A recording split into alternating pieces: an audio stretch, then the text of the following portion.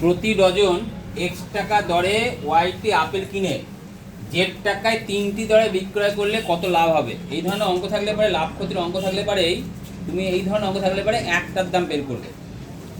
কটার দাম বের করবে? একটার দাম। মনে থাকবে কটার দাম বের করতে হবে? একটা। প্রতি ডজন মানে কটা?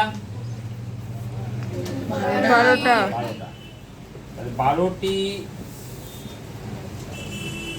আপেলের ক্রয় মূল্য কত টাকা? একটা x by 12 কটা কিনেছি? y তাহলে x y বাই 12 টাকা। ঠিক আছে, এটা কি মূল্য? ক্রয় মূল্য। এবার জেড টাকায় 3টি দরে বিক্রি করেছি, তাই না? 3টি আপেলের বিক্রয় মূল্য কত টাকা? একটা বিক্রয় মূল্য কত হবে? z by 3 টাকা।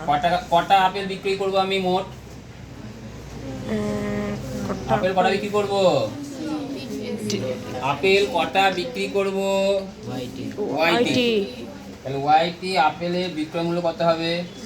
ওয়াইজেড বাই 3টি টাকা। ঠিক আছে, লাভ কখন হয়? ক্রয় মূল্য বেশি হলে লাভ হয় না বিক্রয় মূল্য বেশি হলে লাভ হয়?